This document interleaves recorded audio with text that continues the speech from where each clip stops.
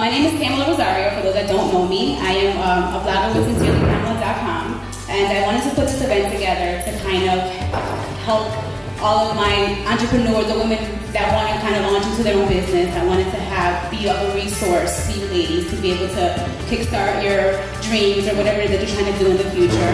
I launched my blog when I was about 2015, I believe. I used to work at Sephora, and all the girls there had their beauty blogs.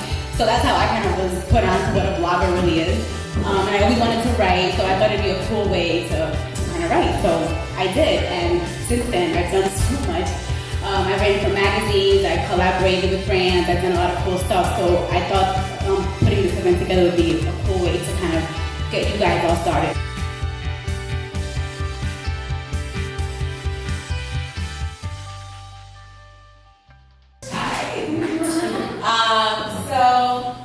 I guess my question is, or advice-wise, is like I feel like I'm in a very stagnant state right now. Like I have a lot of ideas. I think I'm talented. I think so.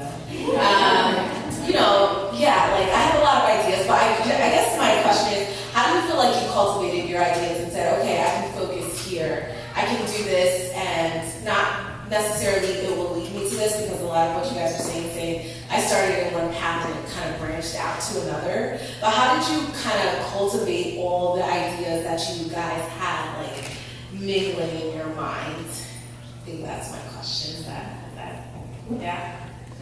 That's my question. I think for me, it would start where. Thank you. I think it starts. You said you believe you have some creativity inside of you. Yeah. So I would sit down and just write down your list of things that you find you are strong in. Like, what are you good at? Are you good at speaking? Are you good in writing? Are you good in video? Are you good out there talking to people person to person? Are you good cooking? Are you good, drawing? What is it that you're good at? What you feel comfortable in? Because your strengths are going to be your vehicle to your future. I think if you stop and wait until your answers are all clear, crystal, you're never going to make the step. So you're going to take whatever it is you're good at and start working in that. And it'll walk you into your future, your path of passion.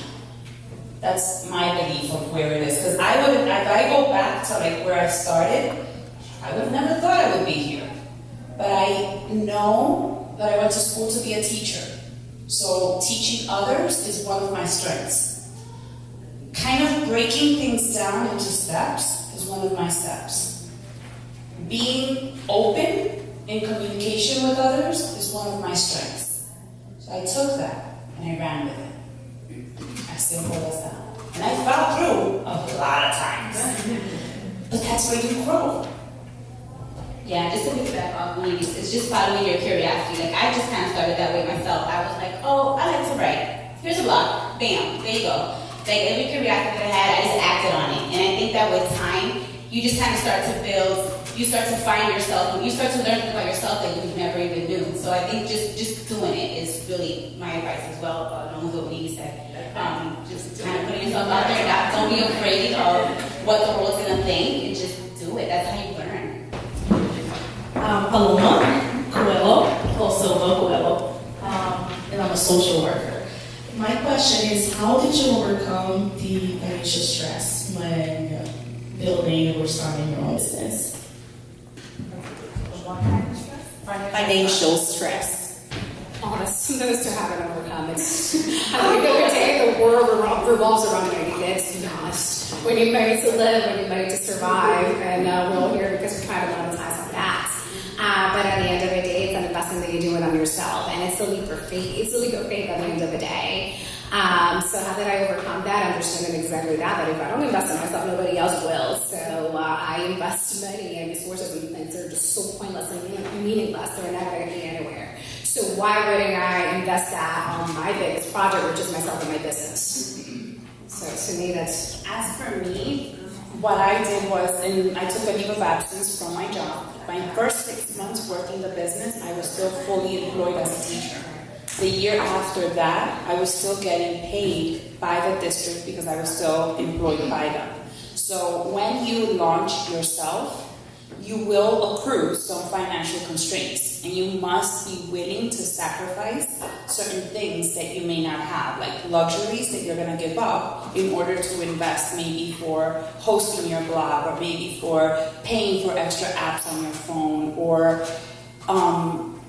actually asking people to sponsor you for what it is that you are going to do, and being willing to hustle and put in the extra work. To me, my career as a teacher is the same, and it has the same value as my career as a fitness coach. So the same work ethic that I had when I had a boss, I brought with me when I became my own boss. I continued the same pattern. And it is something that you will teach yourself. But it's something that, because you know the goal at the end of it, nothing will stop you. So we all need money to survive. Your creativity is worth something. Don't work for free. What you have has value. Whatever company you are connected with, partnered with, you should receive some sort of commission, retail input from that. And don't do things for free. Do you see what I'm saying? So find the way where you're gonna get your funnel of income to come in. It may not be the same as your current job or career, but give yourself the time to invest in yourself so that you can become better and you can beat the competition and you can stand out so that you can then win with the market. I agree completely. So for me, I took a year off and I wasn't paid. I was only paid for 3 months. And it was tough, but I also, like she said, I hustled. So I had other things going on. So I'm a lifestyle promoter as well. I make residual income with that. And I'm still currently employed by the Board of Ed. So I haven't left full time yet. And I've done that purposely. Like I have a daughter. I have an autoimmune illness. I need insurance. So those are things that I think about. So, when that road comes, I will have to say to myself, okay, well, I would definitely have to have this amount of money so that I can pay for insurance privately, because we know insurance is really expensive. And I take medication daily, so that's my biggest issue. Like she said, I hustled, I saved. I was able to not work for a year and continue to pay my mortgage alone, with no assistance. So I saved, so that's really important. Saving your money, hustling, having other avenues for income streams. I'm all about having multiple income streams. You speak to any millionaire. They have, the average millionaire has at least 7 income streams. So I have about 3 or 4. And I'm working my way up. So when I get there, hopefully I won't have that financial constraint. But it's tough. It is. I mentioned I'm an educator, so I teach high school, teach history. And I have an autoimmune illness. And about 2.5 years ago, I finally found the missing piece. So I was really sick. You could say I suffered from like a major depression, I was always in a bad mood. Like you ran into me, you were like, what's wrong with her? And I always knew something was wrong, and I kept on, going to the doctors, and they could never answer me. So finally, I did this genetic testing, and I found out I had, it's called MTHFR genetic mutation. And what it does is it prevents your body from methylating properly. Now, what does that mean? Basically, prevents your cells from working properly. So from breathing to metabolizing your food, or just digesting your food, your metabolism, whatever it is. And so now I take a bunch of different supplements which helps my body work properly. And I mention that because that is what got me to document my journey. And so Bittersweet Real Talk, I talk about the sweet, the bitter, and the ugly. And I talk about how I used to feel. I talk about one of my posts is I'm a pill popping animal, not like Lil Wayne. I didn't even know he had that song. But literally, I pop pills all day. And so, why was that an obstacle? Well, I work full time. I was really sick. My energy levels were really low. I'm also a single parent. My daughter will be 2 years old next month. So I'm tired a lot. And I finally just sat down one day and said, this is what I'm going to do. I'm going to share my story, and I hope that my story will inspire others. Before I got really ill, I used to do a lot of public speaking. I'm a published author, and I socialized. I had tons of friends, and then I got really ill, and I had no friends, because I wasn't in the mood to talk to people. It was really bad. And so now I'm at a better place. And so, like I said, I'm documenting my journey. I recently published a book, Oh, What Will You Do? And I was inspired to write it when I was 6 months pregnant with my daughter. And it's a historical, it's nonfiction, and it's an inspirational career children's book. And so now I've been documenting my journey. I've started to monetize my blog. I've been approached by different people, and so now I'm getting the word out there. I'm growing my following, but it's not easy because I just started in December. So it's been 7 months, and I was approached about 2 months ago by this company. So I'm starting to really socialize and work with other people. So I'm really proud of that. Regards to failure, I feel like I have a story to tell. I was like, just like Penelope, I don't really know what I wanted to do, and I always felt like I wanted to be a nurse, and I took all these classes, I took biology, I took all these chemistry classes, and once I was in the nursing program, I realized this is not what I want to do. And I was already in the program, I worked so hard to get into this program. I was in an accelerated program at Pace University, and then I realized this is not what I want to do. And I stepped out and I said, you know what? I'm going to believe in God, and God is going to guide me. And I don't know what the fuck I'm going to do. Plan B. What do I have? What is a plan B? So I went out there and I said, you know what? I don't know what I'm going to do, but I'm going to leave this program, and now I'm here. I'm still trying to find my purpose, and I feel like I do a little bit of it. I work as an executive assistant now, and I love fashion, and I do a little bit of that, and I just express myself, and I don't know where I'm going to head, but I'm working on it. And I feel like just to keep going, even if you don't have a purpose, but believe in God, believe in something, and I feel like you're going to find your way.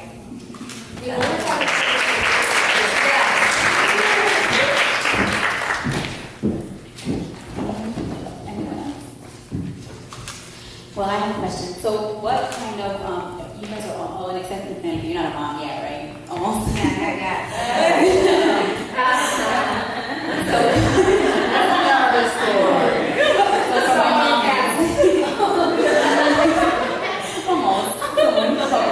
From my mommy panel, how do you guys juggle it all? Because I'm a 9-to-5 too. I have my daytime job, and I also do my side hustle. I call it a side hustle for now because it is. I do that on the side on the weekends and when I'm home.